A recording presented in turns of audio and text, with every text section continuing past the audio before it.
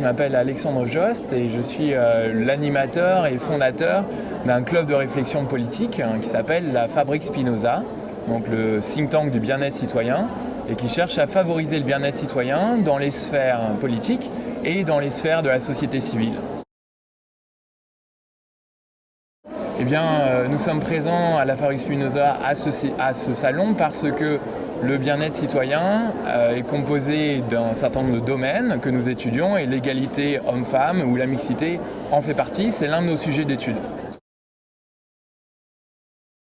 Eh bien, en fait, sur ce sujet de l'égalité homme-femme, nous pensons que l'un des vecteurs de transformation sociétale, c'est de faire réaliser aux hommes, à la société dans son ensemble, aux femmes évidemment, mais également aux hommes, qu'ils ont à gagner à une société qui soit plus égalitaire. Et là-dessus, il y a des arguments qui vont dans ce sens, aussi bien dans le champ professionnel, en examinant les performances économiques des entreprises où il y a une meilleure mixité, où les femmes sont plus présentes dans les conseils d'administration, mais également dans la sphère privée, en s'apercevant que les couples qui sont plus équilibrés, notamment en termes de répartition des tâches domestiques, sont également des couples qui sont plus heureux. Donc il y a un lien direct entre des comportements égalitaires, y compris chez les hommes, et le bien-être de ces individus et le bien-être de la société dans son ensemble. Donc un de nos travaux est de formuler des arguments et inspirer la société mais aussi les hommes quant à ce qu'ils ont à gagner à une société plus égalitaire. Ah, tout à fait.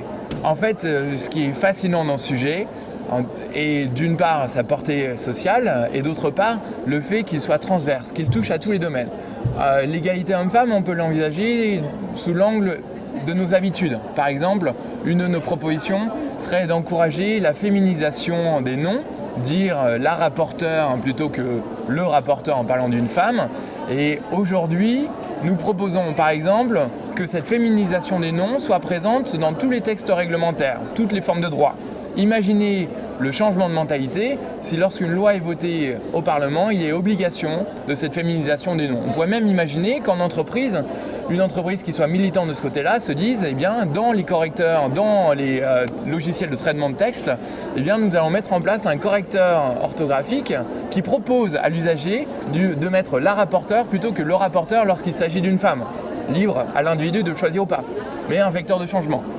Cette problématique d'égalité homme-femme, on la retrouve dans le champ de l'éducation également, évidemment, en proposant que les personnels éducatifs dans les crèches, à l'école, au lycée soient formés aux enjeux de genre. On peut également s'aventurer sur des champs comme la recherche et proposer la création de centres de recherche médicaux sur la médecine sexuelle féminine, un sujet qui est très peu exploré, avec un lien direct à la fois dans la vie des gens et à la problématique qui nous occupe, qui est celle du bien-être citoyen. On peut imaginer, si on a une vision extrêmement globale, ce que les Anglais ont fait et que l'Europe préconise également une sorte de Equality Act où pour chaque nouvelle proposition de loi qui est élaborée, eh bien, il y a à un moment l'obligation de réfléchir à son impact différencié en termes d'hommes et de femmes. À titre d'exemple, la réforme territoriale qui a abouti au choix comme mode de scrutin du scrutin départemental pour les nouveaux conseillers territoriaux a été extrêmement dommageable à l'égalité homme-femme, puisque le taux de parité effectif dans les départements est de 13,8%. Donc on vient de supprimer des conseils régionaux qui étaient à 48% des femmes pour les remplacer par des conseillers territoriaux qui sont majoritairement des hommes. Donc dans tous les domaines, en termes de médias également, beaucoup de travail à faire. Et là-dessus, nous proposons la création d'un organisme parapublic qui serait composé à la fois d'administrateurs, ou plutôt de fonctionnaires, mais également de citoyens, et qui aurait pour but d'édicter une charte éthique des médias. Et ensuite pourrait noter un certain nombre de médias, presse, télévision, quant à leur utilisation de contenus sexistes ou inégalitaires, et également une mise en valeur. Écoutez, je suis très heureux de participer à cet atelier parce que je pense que Le forum de la mixité est un forum qui rentre dans ce dont ont besoin les entreprises. Et donc cet atelier, en tant que think tank, va nous apporter du contenu sur les bonnes pratiques et nous faire réfléchir là-dessus. Et on espère en amener également.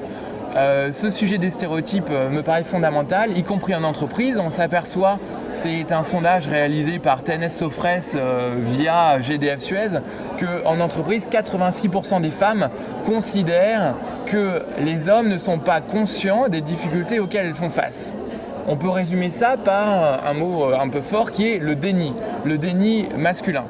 Et un atelier sur les stéréotypes, pour nous, va dans le sens de réfléchir à comment sensibiliser les salariés dans leur ensemble, et notamment les hommes, quant à ces stéréotypes. Et là-dessus, ça peut passer par des groupes de réflexion que l'on organise d'ailleurs à la Fabrique Spinoza, dans les entreprises, ou bien séparés hommes-femmes, ou bien mixtes, quant aux comportements qui sont inégalitaires ou sexistes, pour les dépasser et surtout démontrer qu'il y a à y gagner derrière. C'est vraiment ça le point fondamental. Une société, entreprise ou société, a gagné à des comportements égalitaires.